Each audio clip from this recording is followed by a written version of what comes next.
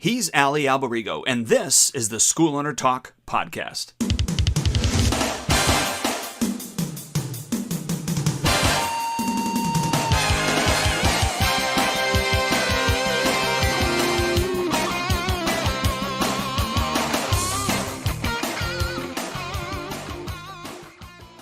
Hello again, Dwayne Brummett here with Ali Alberigo, SchoolOwnerTalk.com. Ali, good morning, and nice to be with you, sir. Yes, nice to be with you too. And I'm wearing my glasses today. I don't know if I'm getting a glare. How do you not get a glare?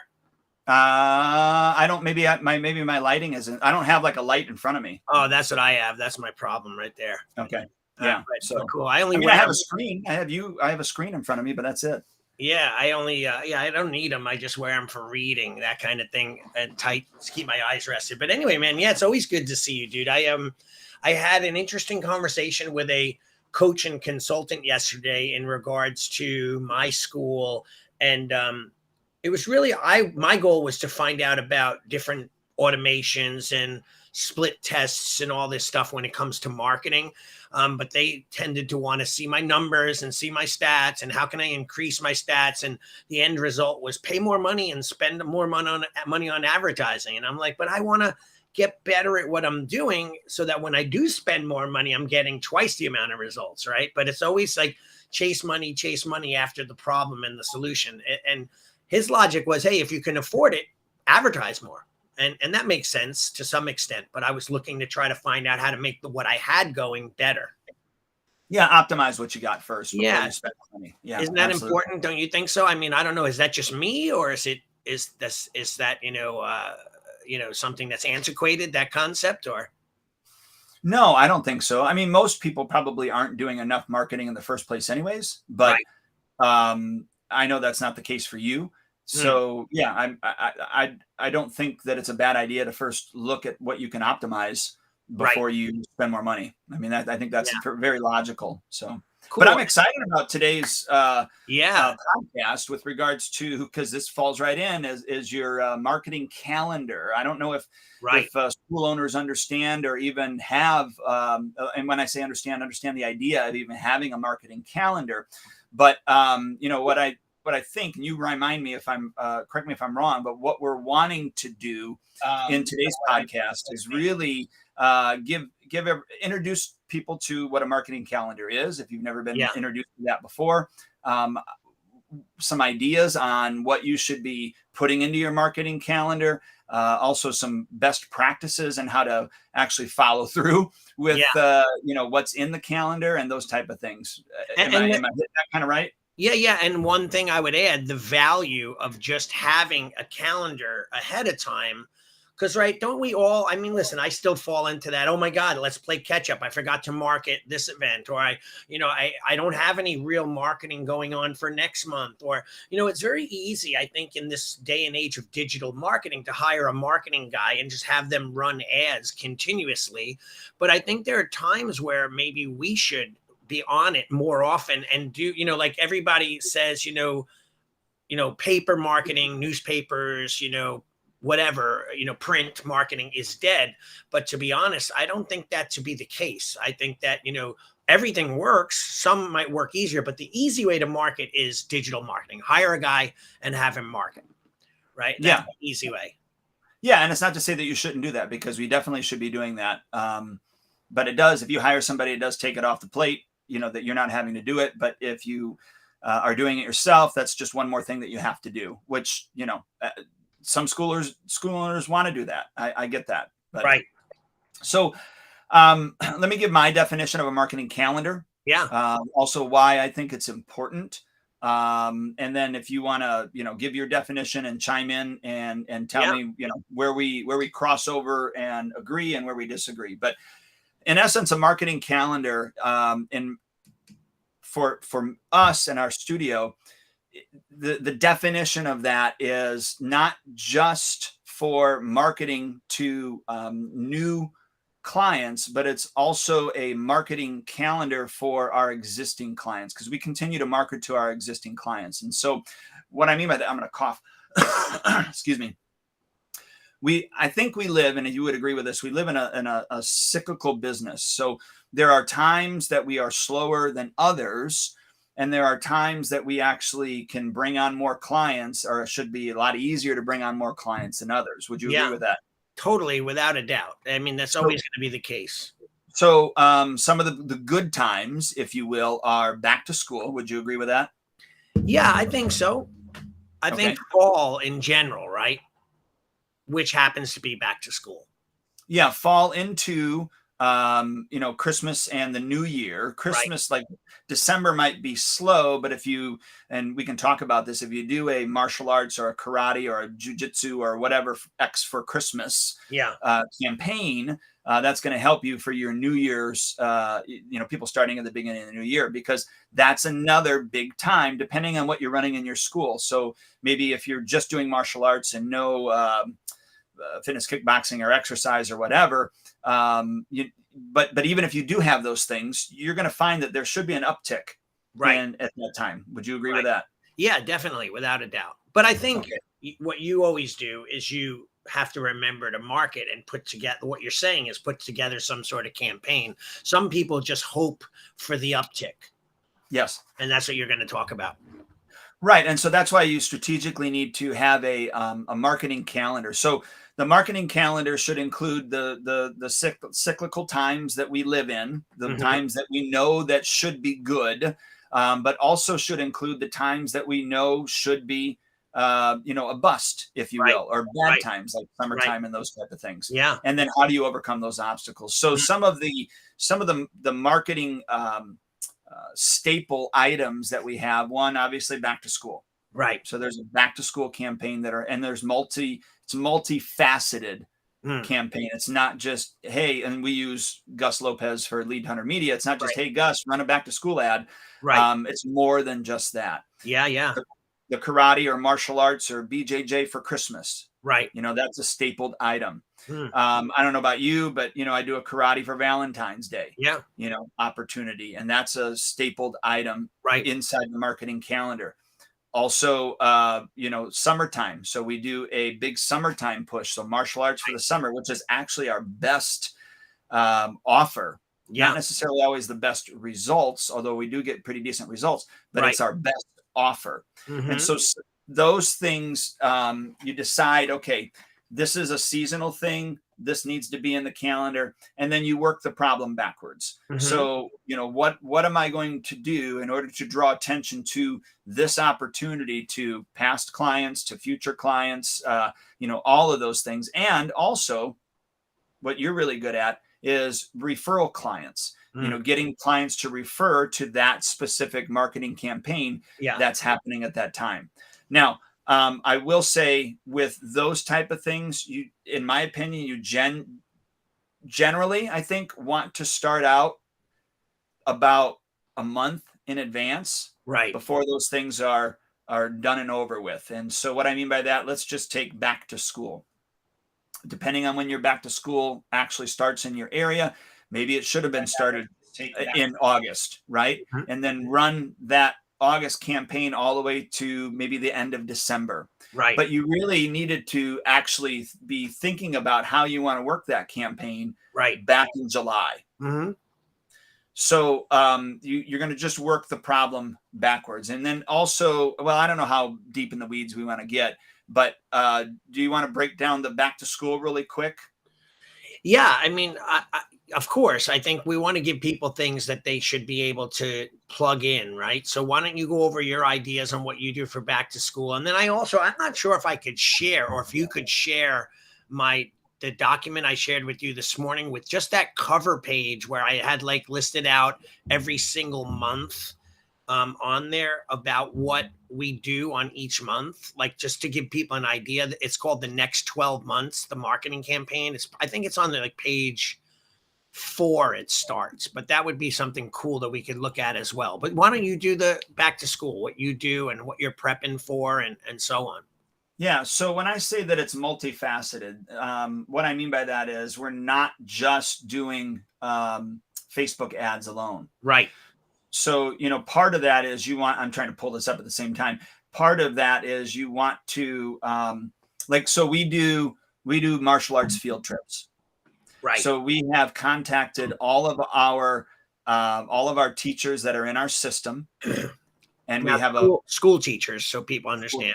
Yeah, thank you. So school teachers in our area that have been to a field trip in the past, and or if they have been to our martial arts teacher appreciation night, because of course we have them tagged as a teacher. Yeah. So all of them have been given that campaign in order to set up field trips. Right.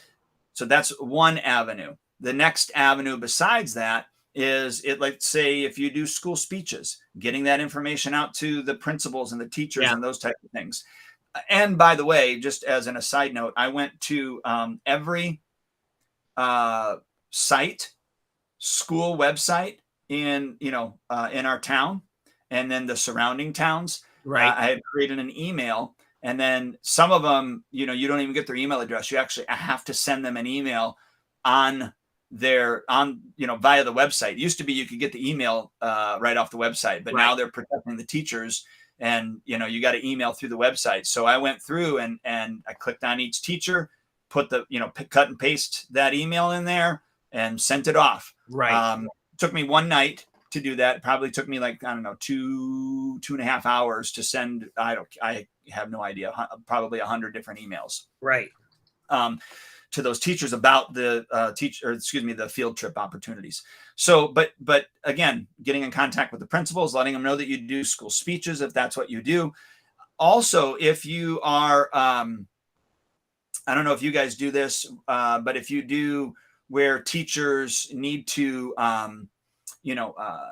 do like reports. So like a review before they could get tested, they have to do a school report to approve. Yeah. So introducing yourself to the teacher, letting them know via a letter that this will be coming at the appropriate time, and put the appropriate times that are in there throughout that school year, so that they'll know in advance to expect that. Right. And then, of course, you should put a PS and another PS, right? So one is again about the field trips if you do field trips, school speeches if you do school speeches, just all the things that would apply to that teacher. Right. Does that make sense? Absolutely, without a doubt. So you can see that the back to school campaign should be multifaceted. Mm-hmm. Also, getting the information out to your own clients about the back to school offer, what's in it for them if they get one of their friends to join. Mm-hmm. So that is a more of a holistic system that needs to be, okay, this is what I'm going to do. And then you work it backwards. This is how I'm going to do it. This is when this is going to get implemented. And so inside of our marketing calendar, we have a digital marketing calendar. Right. And so it is through Google. Mm-hmm. We have a main Google calendar for our school. And then we've decided to delegate different tasks to different individuals. Okay. And so what we've done is we've created the marketing calendar when this is supposed to happen, when this is supposed to happen, when X, so X, Y, and Z is supposed to happen. And we share that calendar with, that appointment, right? With the proper individual that should be doing that. So if the program director is supposed to do something, that pops into their calendar and it comes up on the day, and then they're responsible to get that done for that day because it's inside of their calendar, and so on and so forth. Because a lot of these things are, like I said before in the beginning of the call, are cyclical. They come back every single year. And you're going to do the same thing, especially if it works, you're going to do the same thing every single year with all of those marketing campaigns. Right. Anything you want to say with that before we move on? No, that's everything is right on, spot on. I love it. So, the rule of thumb is delegate, defer, or delete. So the only way that you're going to know what you can delegate, defer, and delete will be and Allie introduced me to this, is to have basically a marketing journal. Mm. And Allie, do you want to, because you'll do a better job, do you want to explain the marketing journal to me and why it's important? Yeah. You know what, as far as, by the way, everything that I'm hearing you say, I think about. You used to call it an event journal. I apologize. Event journal, but I also had a marketing worksheet too. two different things. One was for special events and one was for marketing. But you know what I find, one comment I want to make, I think the failure for many schools is that their lack of preparation and lack of motivation to do certain things. Like, we're all caught up in the minutia of the day to day, working hard, going in, teaching, like, hey, after I teach tonight, I'm going to do all my marketing. And then you get like 4 kids that are off the wall. They're bouncing around, the parent, maybe a complaining parent, and you're zapped of all your energy, and you go home and you just watch some mindless stuff on TV, and you hope to do the better the next day.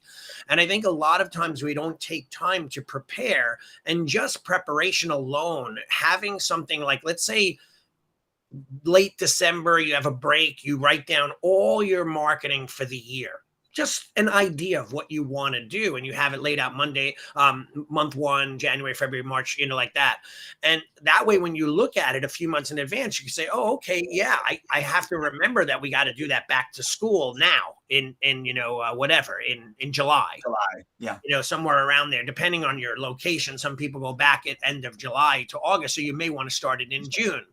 Right, that kind of thing. So I agree with you 1,000% is having that. And my event, my marketing journal was nothing more than a sheet of paper with a title, marketing journal, and then the things I wanted to do for marketing, specific events. So one sheet of paper for one specific event. So let's just pretend like I wanted to advertise and market a Nerf Wars.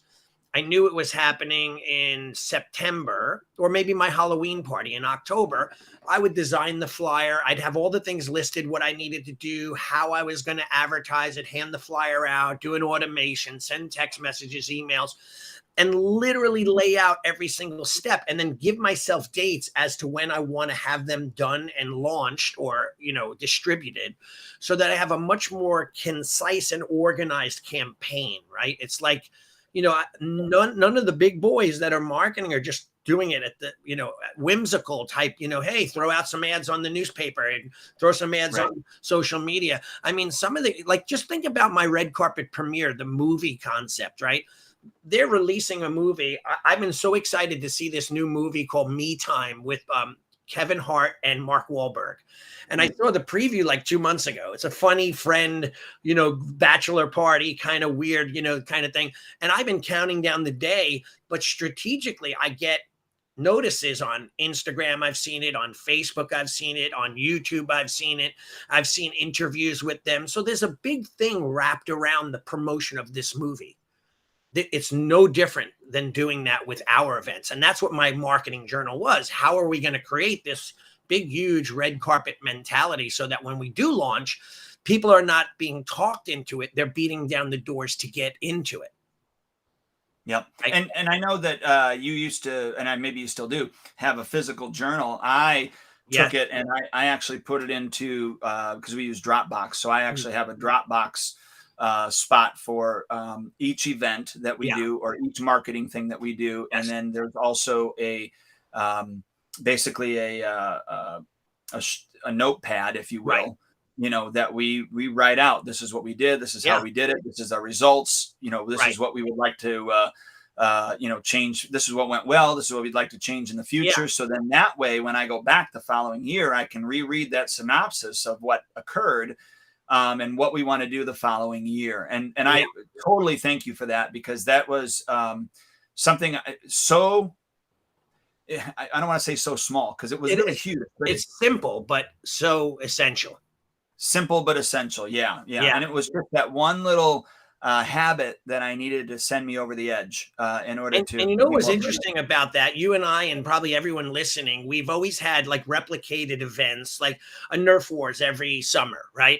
And then we're like, oh, okay, we did really good last year. If you don't write it down, well, how good did you do? And maybe if you do have good records, you could look up how many people attended.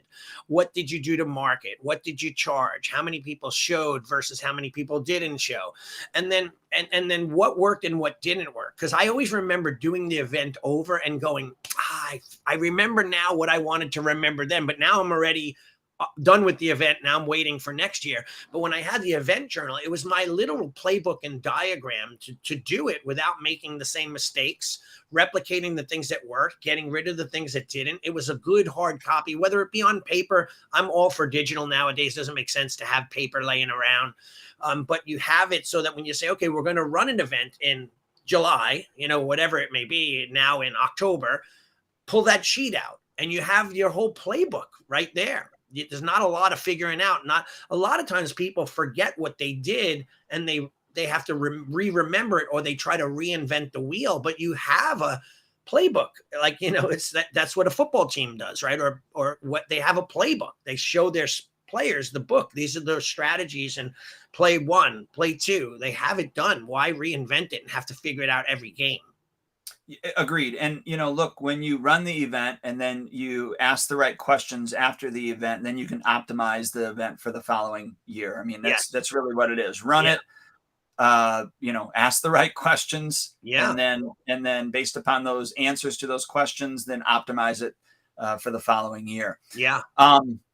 Now, what we're talking about when we say a marketing calendar, that includes, and Allie's already kind of brought it up, but that includes special events, whether it is your summer camp, whether it is your day camps, your parents' night out, all the way to, the Nerf things and just all of those things. Now, I don't know about you. Maybe we can kind of rapid fire some different events and where they kind of maybe plug in a little bit better throughout the year compared to others, based upon, trial and error throughout the years. Right. So let's start with, the next month here coming up, September. Back to school. What events could school owners do that could, they could eventually put that into their marketing calendar? Well, we talk about events, so we talk about like an income generator event. So I already have that. Or even a free event, but right. Some sort of event that's separate. Could be a retention-based event, et cetera, et cetera. But I mean, and by the way, every time you run an event, you should have a segregation of each event. So in other words, that we sometimes think, okay, we're going to run Nerf Wars. That's a good event for the month. Right. But that's really only for a small portion of the population. Right. So let's say age groups 7 through 14. Like, what could we do for teenagers? What could we do for the adults? So there are 3 separate events that you could be promoting. And that's why I suggest segregating your lists and communicating with the list according to the age appropriate behaviors in that list. So you wouldn't do a knife seminar with a Little Dragons or Little Warrior class or whatever you call it, ages 2 to 7, right? So, but anyway, so there should be an event of some sort. For me, September, I have an open tournament. So I have my guys go to a tournament, and that's what I promote for September. But I'm priming up right now for my October event, which is our Halloween party, which usually is massive for us, right? So that I would start marketing now for my Halloween party. I put up a Look Who's Going board, and I have this really cool thing. Years ago, we bought it from Michael's. It's a craft store. I don't know if you have them by you, Michael's. And they sold like a countdown jack-o'-lantern to Halloween to put in the window of your house. And it had a jack-o'-lantern with a witch on top of it and a digital countdown backwards towards Halloween. We bought them for our school, and we do that as our Look Who's Going board countdown for our Halloween party. So we start counting backwards, and they're like, what? Is that to Halloween? No, that's to our Halloween party. And that's part of our digital visual marketing, right? So that we start with that. And then you want the back to school campaign right now in September should be continued from last month, because you should have started it because they're in school in September, right? We want to try to start it earlier.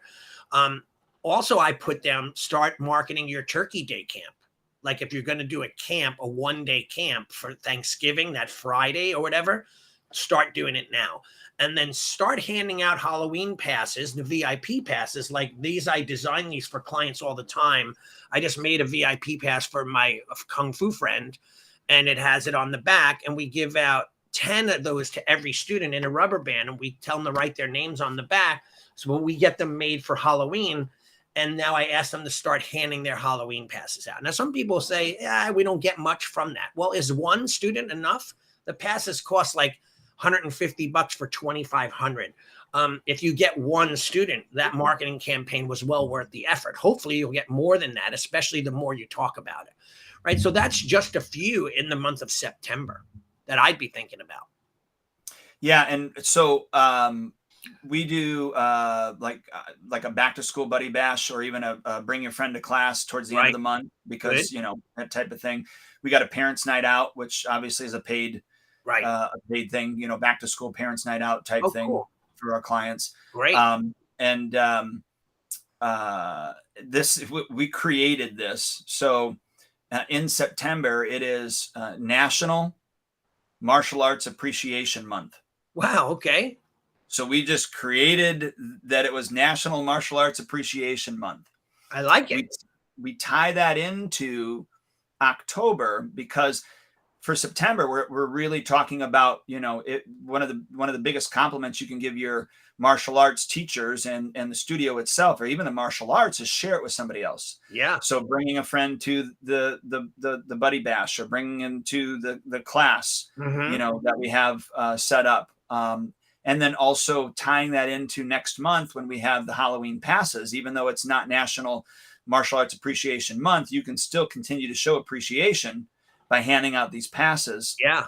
you know, during that. So we just up and created Yeah. a holiday, a theme, if you will, for all of our marketing during that time frame. Yeah.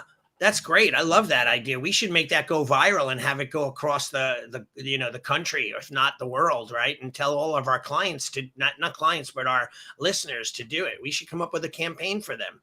I like that idea. Yeah, and it was just, and actually it was my head instructor, Mr. Bean, who came up with that idea. He's like, why don't we just do that? And I'm like, Yeah. oh, yeah, I love that idea. So it wasn't mine. It wasn't my idea. That's a great idea though. So like let's say we're in now, it's, you know, it's August, but I just read off September. So now September goes in that, let's say we're in September, we should already be thinking of October, November, and December, right? So just real quickly, like Halloween is October, so we're going to do our party that we've been promoting for a month or so, right?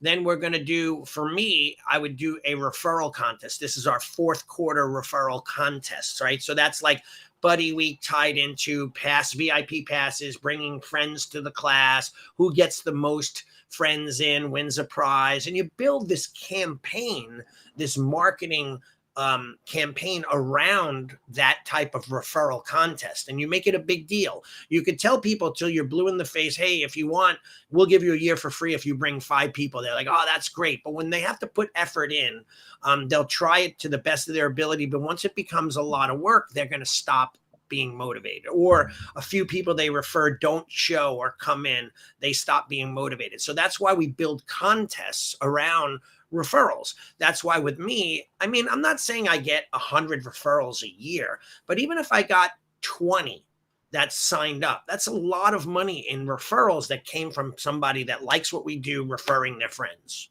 right? It makes sense to do that. It's worth the effort. Well, and it actually, and we don't have time to get into this, but it cuts your advertising budget. So Yeah, you can exactly. spend more because, yeah. So, And then the other thing was, of course, if the Halloween party is at the end of October, we continue marketing until the day of. So we're not going to stop the marketing on the Halloween party. You're still continuing on your back to school marketing campaign, because now that they just got in school, maybe you shift the mindset a little. They give passes to their friends in school to bring them to the school. Continue marketing your Turkey Day camp if you're going to do a camp, right? And the last one, or last two, is do some sort of holiday back to school retail sale. See, we forget that a lot. Like, what could we do? So I have, for example, I have my camp all this month, and my last week of camp is a weird week because some schools go back to school, some schools don't. So rather than having 25 kids, I maybe have like 3 or 4. So what I did was I did a 50, I just want to fill that camp. So it's not like 3 kids bored to death and I'm paying staff. So I did 50% off camp, and immediately I got like 3 or 4 people. Now, were those people going to go? They pay full price, maybe. So I probably lost money, but who knows? Maybe it was just enough to encourage them to go. So I'm marketing that last week, now. So some flash sale type mentality on retail. yeah. Yeah, and you brought up, and I guess we didn't touch on this. We should say, maybe let's rewind and go back to the beginning. Right. In your marketing calendar, there's basically, you have marketing for new students. Right. You have marketing for free and paid events, whether that's for students internally or prospects externally, whatever. Right. But then you have marketing for retail as well. And I'm glad you brought that up. All of that should be tied into, your retail should be tied into your curriculum first and foremost. Right. But secondarily to that, it should be tied into cyclical things that are happening, like you said. So you've got back to school. It could be backpacks. It could be, hats, whatever. Yeah. And then moving into winter, it could be, heavier coats or sweatshirts or hoodies and beanies and, a whole array of things that could go along with that. Coffee mugs, all of those things. So I'm glad that you brought that up, because there are different layers in your marketing, or different segments in your marketing calendar that need to be plugged in. Well, if not anything, this is good because it reminds us that we tend to push marketing for retail to the side. Like, we're always like, okay, how do we get new students? How do we upgrade students? How do we sell existing students, on whatever programs? How do we do a special event for those existing students? How do we bring some buddies to the special event? It's always in those two categories. But then we forget that we have this, and we've talked about this a million times, but like that retail segment. And, just like my daughter is now a purchasing agent / buyer / logistics person for Macy's now. And they're already trending 2023's clothes for spring, summer, fall, and winter. So, but I asked her, I'm like, how does a trend happen? Like, it's really the retailers that start the trend. We're going to wear mock turtlenecks and 80s cutoff shirts for the guys, half shirts with the cuff. That's going to be the fashion. And then they build the marketing around the launch of the, fashion shows around what they're showing for the retail. And then if they're a leader in the group, other companies will follow that trend. So, if Macy's is a big company, they're the trend setters. Yep. Vera Wang, my daughter gives me names of different companies, right? But so we have to think that way when it comes to marketing. And it doesn't always have to be appropriate wear for the fall. Like you mentioned, great ideas, hoodies, hats, beanies, whatever. Coats. Coats. But it could be, a fall weapons sale, 50% off, because you have a lot of stock and you have a lot of students that aren't buying. So as long as you're making a profit, you might not make $50 on a set of whatever, but you might make 30 because you're giving some crazy sales. So we have to tie that into our marketing campaign as well. And that's why doing this ahead of time, we know in 2 months, we're going to be doing that. Most of the time people are like, oh yeah, I got to do my retail sale now. Well, it is December 23rd, but you're a little bit behind the 8 ball, right? Like that. And it happens to me. We forget. Well, and then the other thing too, and I know we can't dive into everything, but two things. In November normally is the holiday sale, so people are having holiday sales. Yes. But also besides that, and I guess you can put another level here into your marketing calendar as well. But so a fourth one is really upgrades and paid in fulls and those type of or lifetime memberships, even if you're willing to do something like that. Those type of opportunities again can be put into your marketing calendar, because there's better times, the Black Friday type idea, Cyber Monday type idea, even Christmas in July type idea as well, to kind of bump up some things, What about private lessons? Like do like a private lesson block sale in, for the holidays or November, and you sell like, I know, let's say you charge $100 a private lesson, and that's 5 for $500. You sell it for $400 or $450, and people buy it in a block, So there's so many things. Like I had a friend that I was talking to the other day, that his students who run a school for him, one of the main guys who runs the school is a little slow. So he went out and got a job, get this, delivering groceries for a grocery store.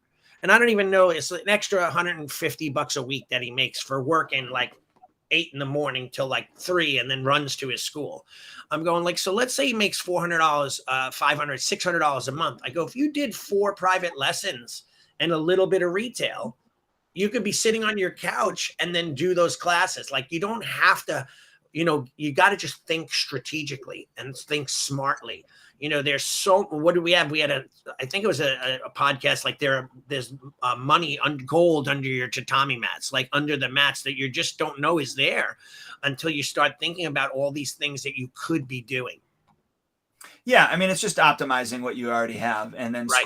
squeezing it to its fullest. And Right. sometimes we get into this idea that I only make money one way.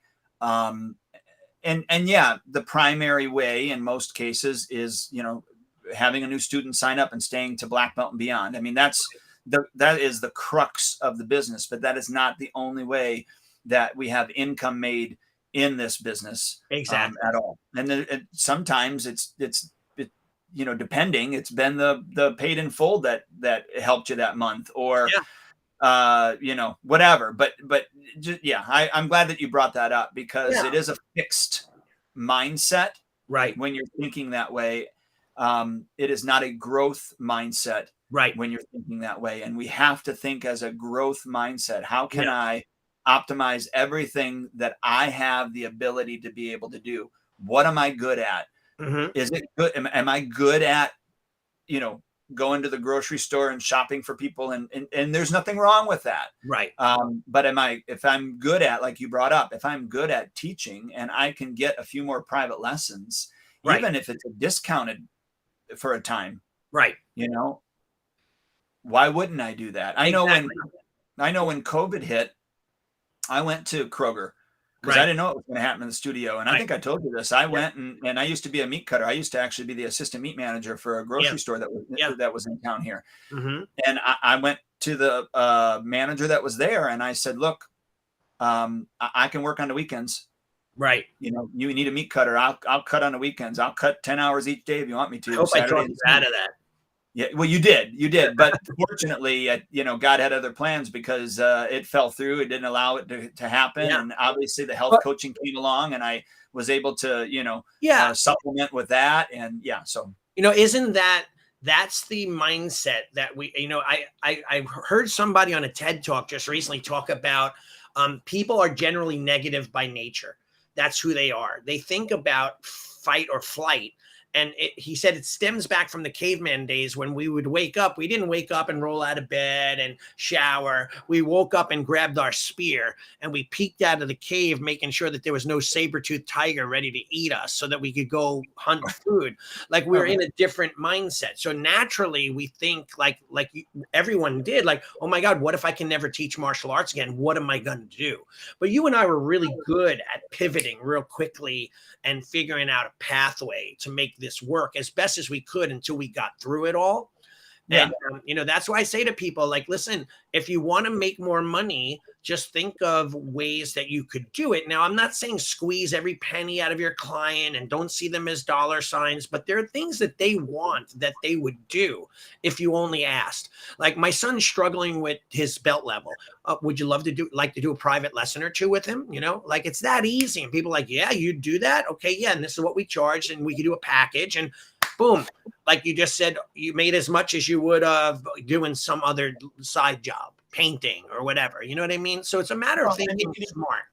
Yeah. Well, and again, I don't know if it's smart in as much as it's a growth mindset. Right. It's not that negative mindset. I mean, my explanation's a little bit different. Obviously, I look at it from a Christian point of view, and after the fall, we have sinful nature. So now we look at it as everything is negative. You know what I mean? So why wouldn't we? Right. Exactly. I mean, I agree with you. We wake up thinking negative things, unfortunately, sometimes. I go to sleep and all night long, I swear to God, my wife's like, how did you sleep? I'm like, not great. She's like, what's bothering you? I go, honestly, nothing is bothering me. Like, but my sleeping mind is like, what if this people quit? What if I lose that money? What if I can't pay my bills? And then she's like, but you don't have those worries. Everything is good. You have money in the bank. You're good. But like, that's a natural thing for me, especially to think about it. You watched that Jordan special on Netflix, right? No, not one. Oh my gosh. You got to look up the Jordan special on Michael Jordan, the basketball player. Yeah. Okay. Yeah. I will. but one of the things is he always, and I might get this totally wrong, but I think the gist of it is right, is he always had an enemy. Right. That's what motivated him, is he always created an enemy. I think And that his coach was the guy who wrote the book Relentless, right? That was his personal coach, and he was ruthless, that guy. yeah, I don't know, but that would be interesting to find out. But anyways, that's negative, right? You got to create an enemy in order Yeah, to succeed. And I so anyways, we as school owners need to have a growth mindset. right. Think about, and like you said, Allie, don't try to squeeze everything out of your clientele, but there are aspects that they want. That's why, I'm sorry to bring it back to it, but that's why health coaching has been so good. It's a totally different avenue Yeah. for individuals that don't even want to step out on the floor. Right. Right. Exactly. And you do amazing. I look at the results that you guys get. Yet I've recommended so many people, and I bet you hardly any, if any, actually even set up a call with you. And that's because they're too lazy. And then there's excuses. Well, that's going to cost me X, or I don't have the time. I'm like, well, you're going to want that time when you're in the hospital with a heart attack because you're 250 pounds overweight.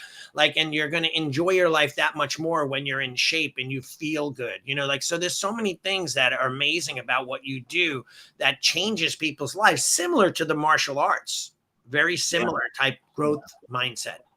So yeah, let's wrap up here real quick. Yeah, I know you have to get going. We have 5 minutes. I'm going to quickly, if I could, read a few shortfalls that I feel that we need to correct when we come to marketing, and then I'll let you close it up. So number one, having amazing ideas and implementing the ideas and then falling short by not following through, making these ideas a part of your daily activities, like doing them, like really doing them, not just thinking about them and saying you're going to do them. Number two, starting projects, not setting a comprehensive plan of action or deadlines or items or a task list. People fall short on that as well. Number three, developing all these intricate systems that never come to completion, or developing and instituting the system that you want to get 100% efficiency, right? Like, okay, well, if I'm going to do it, I'm going to make a system to do it. And it's going to, that kind of thing. And I'll just go to 5. Number 4, not coming through on your promises with your clients. For example, if a parent comes in with a child who's lacking confidence and we are not following up on that confidence, they're not going to be a buyer. They're not going to stay longer.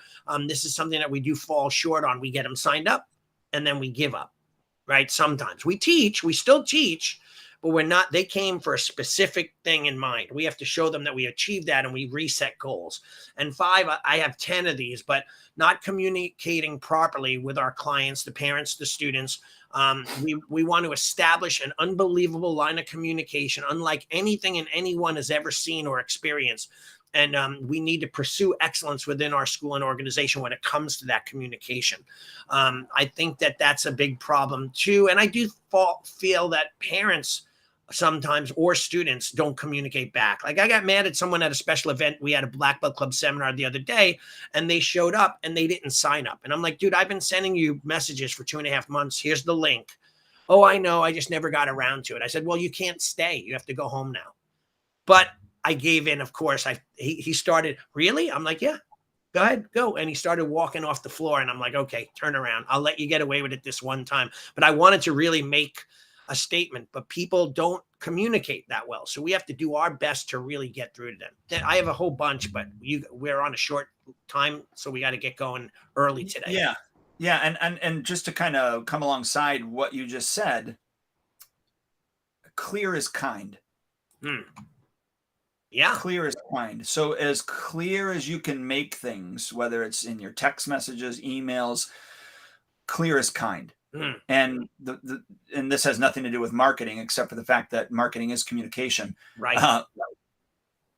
So, and this is a totally different topic, but when I ask questions or when I'm putting things in, I always say, let's say I'm asking you a question and then I say, Allie, if yes, then this, if no, then this. Right. Like, I really tried to make it very, very clear the direction that I want you to go, not that you're cattle, but I'm going to put you in that chute, and I'm going to make sure that you make choices. This is this is that, so clear is kind when you're communicating to your clients, your prospects, to I like parents. that.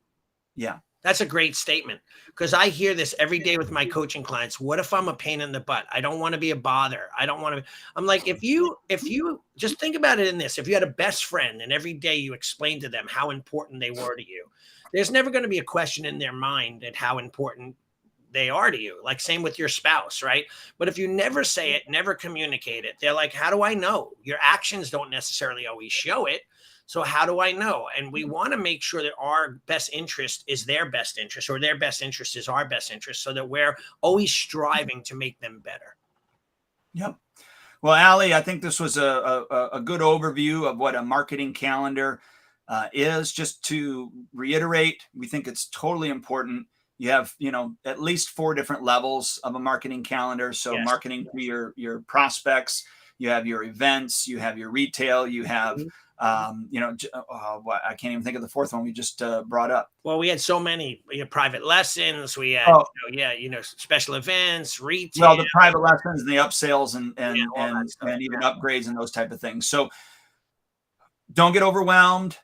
Pick one avenue that you want to work with. So what I always tell people is, right now is August. If you really want to implement something like this, take a look at November, decide what you want to do with November, work backwards, and then start working on November. Absolutely. And then take a look at December once you finish November. And then you're always going to be 3 or 4 months ahead. Yes. And then you won't have, then you're not going to be stressed out trying to do it all. Absolutely, dude. Awesome. Have a great day. Thank you for sharing. And I hope all the listeners enjoyed this. Please comment below or share this post with others, but we'd love to hear what you feel and what you liked, what we had talked about. All right. Thanks, Allie. Take care, bud. See you soon. All right. Bye. Thank you for joining us for another episode of Martial Arts School Owner Talk podcast. This would not be possible if it weren't for the support of our amazing sponsors. Please check out Elite Insights for all your website needs. LeadHunterMedia.com, your online digital marketer and content provider. Academy Kings BJJ Growth Consulting and Management Group at GrowMyAcademy.com. SparkMembership.com, hands down the best martial arts software for school owner management on the planet. GetKarateStudents.com, a martial arts growth consulting company for all your systems. AddHealthCoaching.com, helping school owners create a whole nother revenue stream for their school. We will see you next time.